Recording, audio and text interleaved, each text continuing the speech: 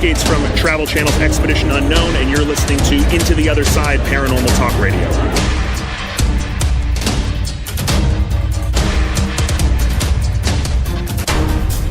All right, hello and welcome to another edition of Other Side Radio. That is what we have decided we are going to call it from now on. Ditch all the long titles. Other Side Radio. Going to be still talking about some paranormal related things, but we're going to branch out and do some different things every now and then. Basically, we're still in the process of revamping everything, and it is just me today. It's me, David. Just me, and actually in my studio at work, or my office. Still trying to revamp everything, still trying to get schedules down.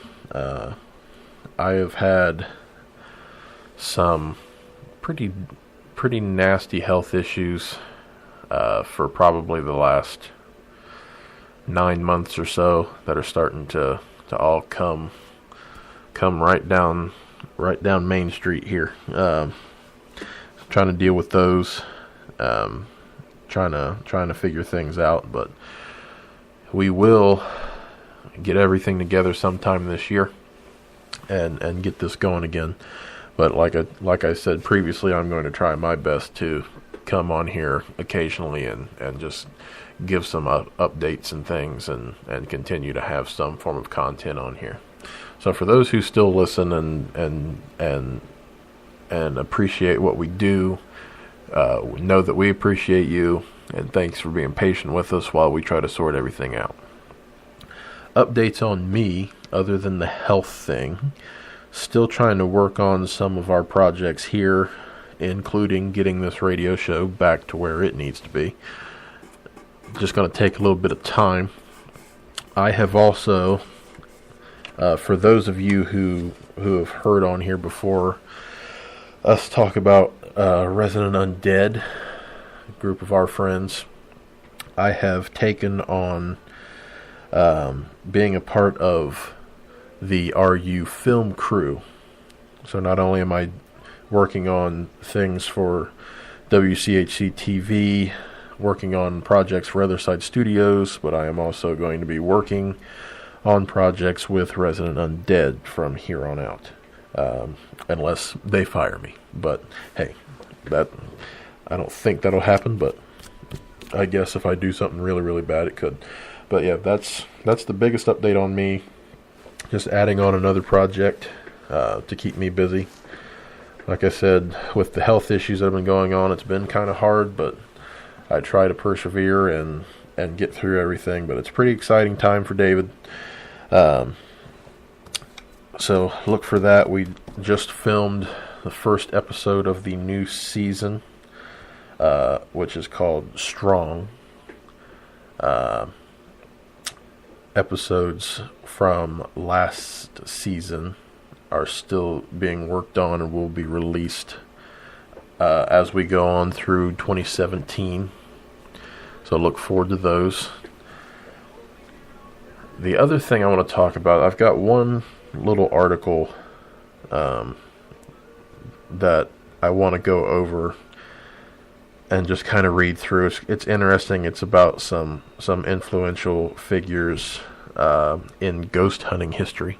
Before I get to that, I just want to say the paranormal field is a strange field, to say the least.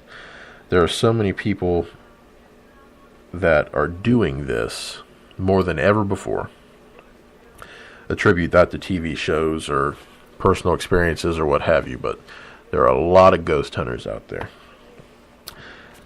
There are also a lot of ghost hunters out there who are very inclined to take things that other people are doing and completely try to run those things into the ground.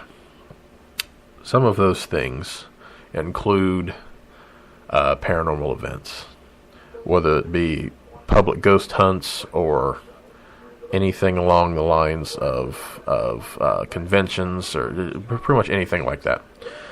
The most recent example is a company called Ghost Hunts USA.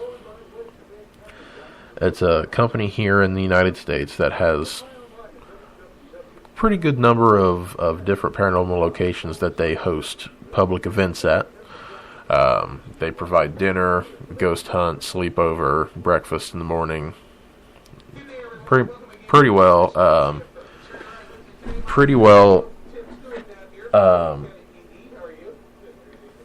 Hang on just a second. My TV in my office is being crazy. Okay. Anyway, there are people who are just out to tear others down. Granted, Ghost Hunts USA, they rent out locations on the weekends. They have Friday and Saturday events. And they do rent out a lot of locations for a lot of weekends. That being said, there are people that are just coming out and bashing ghost hunts and bashing locations that allow Ghost Hunts USA to rent their properties. And they just got to look at it like this. These locations are allowing Ghost Hunts USA to come in and book their weekends, because running these locations, as I would hope many of you would understand, takes a lot of funding. When Adam purchased the Madison Seminary,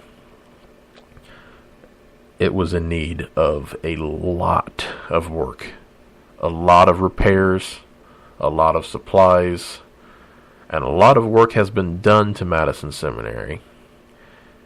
A lot of money has been put into Madison Seminary, and Madison Seminary is nowhere near complete. We're still trying very hard to get it fixed up and keep it going for ghost hunters. There are plenty of opportunities for people to still book private investigations, although if you're hearing this and have called the phone number, there are many times when I don't get the voicemails to the phone number until days later.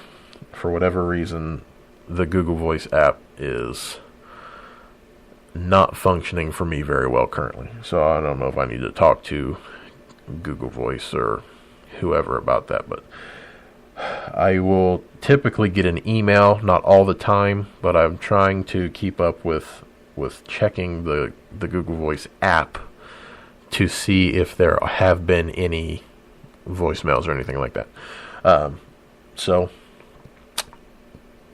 kind of bear with me on that. But anyway, getting back to that, yes, Ghost Hunts USA rents out locations on a lot of weekends, but they also provide a lot of necessary funding for these locations to be able to continue to put in the work, to be able to continue to buy supplies, cleaning supplies and repair supplies and things like that, to put new roofs on buildings, to replace plumbing, to do all sorts of things.